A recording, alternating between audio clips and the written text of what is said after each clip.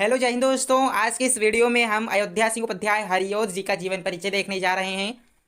हाँ, देखेंगे ही नहीं, सिर्फ सिर्फ अयोध्या सिंह उपाध्याय हरिऔध जी का जीवन परिचय देखना ही नहीं है, इसे याद भी करना है। हम लोगों का मेन मोटिव है इसे याद करना। ठीक है, देख तो हर कोई लेता है लेकिन याद नहीं कर पाता है। तो आज की इस वीडियो में मैं आपको बताऊंगा कि कैसे आप लोग अयोध्या सिंह उपाध्याय हरिऔध जी का जीवन परिचय याद कर सकते हैं, बहुत ही आसानी से। ज़्यादा आपको मेहनत करने की कोई ज़रूरत नहीं पड़ेगी। ठीक है, तो आइए शुरू करते हैं इनका जीवन परिचय और साथ में साहित्यिक परिचय भी देखेंगे। पहले हम लोग जीवन परिचय देखेंगे, उसके बाद में साहित्यिक परिचय देखेंगे।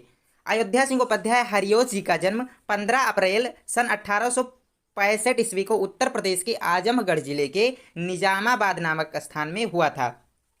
15 अप्रैल को 1865 ईस्वी में इनका जन्म हुआ था। उत्तर प्रदेश में एक ज़िला है आजमगढ़, और इस ज़िले में निजामाबाद नामक स्थान पर, ठीक है, इनका जन्म हुआ था। इनके पिता का नाम पंडित भोला सिंह उपाध्याय था। 5 वर्ष की अवस्था में फारसी के माध्यम से इनकी शिक्षा प्रारंभ हुई।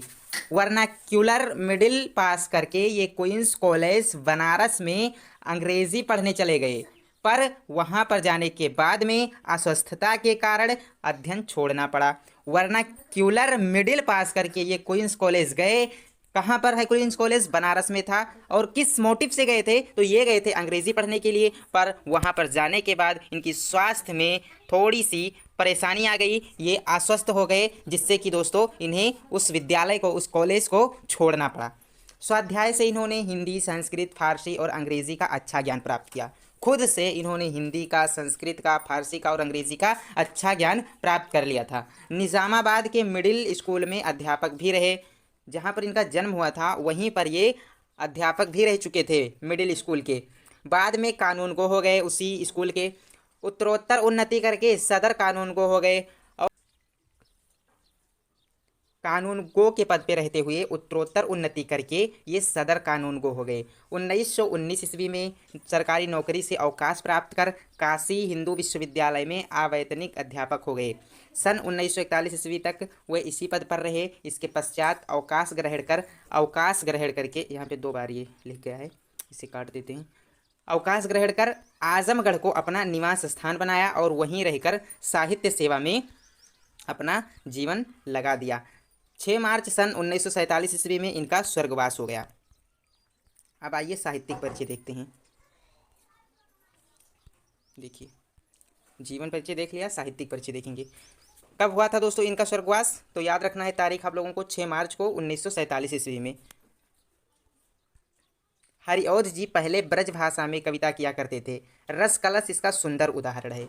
हरिऔध जी पहले ब्रज भाषा में कविता लिखते थे, लेकिन दोस्तों क्या हुआ कि बाद में महावीर प्रसाद द्विवेदी के प्रभाव में आए और खड़ी बोली में ये काव्य रचना करने लग गए। ठीक है, महावीर प्रसाद द्विवेदी के प्रभाव से ये खड़ी बोली में आए और खड़ी बोली काव्य को नया रूप प्रदान किया। अपने जीवन में अनेक साहित्य सभाओं और हिंदी साहित्य सम्मेलन के सभापति रहे। हरिऔध की साहित्यिक सेवाओं का ऐतिहासिक महत्व है। निसंदेह ये हिंदी साहित्य के गौरव थे। कुछ कृतियाँ इनकी हैं: प्रिय प्रवास, अधखिला फूल, पारिजात। ओके, तो याद रखना है आप लोगों को। तो दोस्तों आप लोगों को कैसे इसे याद रखना है ये मैं आप लोगों को बता देता हूँ। आपको इसे पहले वैसे पढ़ लेना है, ठीक है, ओवरऑल पूरा सब पढ़ लेना है। फिर आपको एक कॉपी और पेन लेनी है। अपने मन से जितना भी आप लोगों ने पढ़ा है, जितना भी आपके माइंड में है, उतना लिख दीजिएगा। मैं जानता हूँ दोस्तों कि आप लोग सब नहीं लिख पाएंगे, लेकिन कुछ पॉइंट लिख पाएंगे, ठीक है, और कुछ नहीं लिख पाएंगे।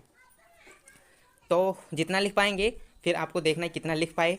फिर जो जो पॉइंट नहीं लिख पाए, मिस हुआ है आपसे, उसे दोबारा से लिखना है। इस तरह से आप लोग याद कर सकते हैं आसानी से। तो बस आज की वीडियो में इतना ही। चलिए मिलते हैं नेक्स्ट वीडियो में। जय हिंद, वंदे मातरम।